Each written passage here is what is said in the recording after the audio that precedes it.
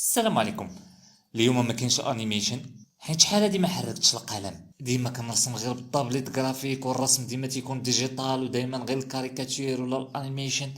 اليوم ان شاء الله قلت نحرك القلم شويه نشوف واش باقي شاد في راسي ولا مشات اللمسه. المهم خلوني تنكمل الرسمه وانتم حكموا ديك الساعات.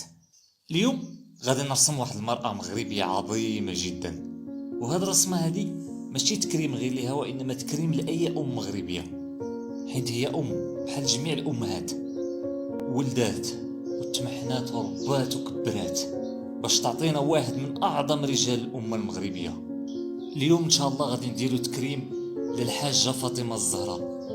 وقبل ما نكملوا هذا الفيديو هذا بغيتكم الله يجازيكم بخير ارفعوها في الدعاء كلكم ودعوا لها بالرحمة، الله يرحمها في هذا النهار هذا ويوسع عليها دائقة القبور. الحاجة فاطمة الزهراء كانت معروفة بالورع والتقوى، وبحكم البيئة المحافظة اللي نشأت فيها هي بدورها نقلت كاع المبادئ الدينية لولادها وربتهم على الصدق والأمانة والحفاظ على التعاليم الإسلامية. الحاجة فاطمة الزهراء الله يرحمها كانت مثال للأم المغربية الحرة، ومن فوق هادشي كانت معروفة بحب الخير للناس، كانت دايما كتعاون الناس الدراوش والمحتاجين وخصوصا الأيتام.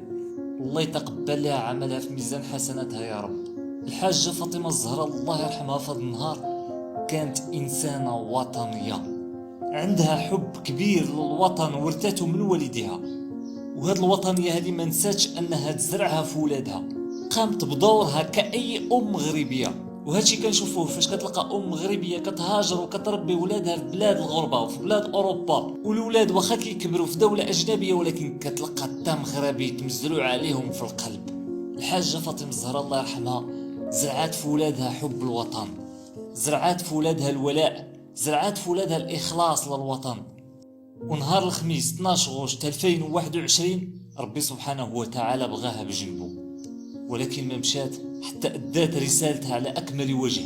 والحمد لله حنا كمغاربه ما ضعناش فيها لا، لان كاع الصفات الجميله اللي فيها زرعاتهم في ولادها، خصوصا السي عبد اللطيف، حيت الحاجه فاطمه الزهراء الله يرحمها هي الام ديال السي عبد اللطيف الحموشي. وحين شفت هاد اليامات هذه حملة شرسة من طرف أعداء المملكة المغربية باش يشهروا ويشوهوا الصورة والسمعة ديال هذا الرجل هذا، حبيت ندير هذا الفيديو هذا ونعطيكم نبذة عليه. ولكن قبل ما نرسمه هو حبيت نبدا بالأم ديالو الله يرحمها، لأن حتى هي طالطة هاد الهجمة الشرسة هذه، لأن الأنذال بذون شرف وكيستعملوا جميع الوسائل القادرة في الهجومات ديالهم. السي عبد اللطيف الحموشي اللي كيحاولوا يشوهوا بالصورة ديالو يكفينا اننا نعرفوا بانه نال الثقة الكاملة ديال صاحب الجلالة. السي عبد اللطيف كيرأس جهاز من اقوى الاجهزة الامنية في المملكة المغربية، جهاز كيخلي اعداء الوطن كتشدهم الرعدة منه، راه بالسيف يبغيو يحيدوه ليك لانه هو اللي مكالي عليك الصهد انت كمغربي، حيت من مصلحتهم تكون ضعيف باش ياكلوك ويهنشروك كيف بغاو هما. يا صديقي يكفي انك تعرف ان فرنسا اللي كنسميها انا الشيطان الاعظم خرجت مذكرة اعتقال في حق السي عبد اللطيف الحموشي، وهذا انا كنعتبره وسام على صدره، انا شخصيا كنفتخر به، لان مستحيل تلقى واحد فاسد ولا خائن ولا من الطابور الخامس وكيخدم مصالح ديالو سواء شخصية ولا خارجية لدول اجنبية وتنوض فرنسا تبغي تعتقله، مستحيل.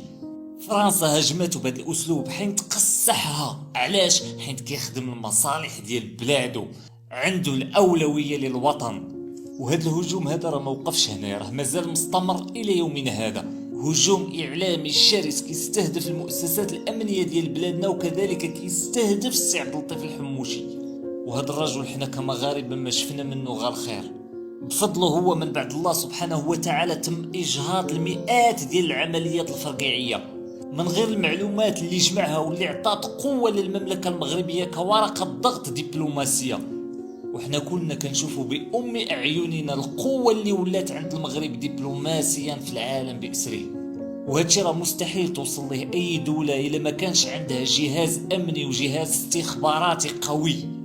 وحنا في هاد الوقت راه كنعيشوا الذروة ديال التطور ديال البلاد، والناس ديال الستينات والسبعينات والثمانينات غادي يكونوا فاهميني مزيان علاش كنهضر. وحين المؤسسه الامنيه هي زرواطه في يد المملكه المغربيه، فكون على يقين ان العديان غيديروا المستحيل باش يحيدوا لك هاد الزرواطه. مستحيل عدوك يبغيك تكون قوي عليه، داكشي علاش بداو حرب علينا.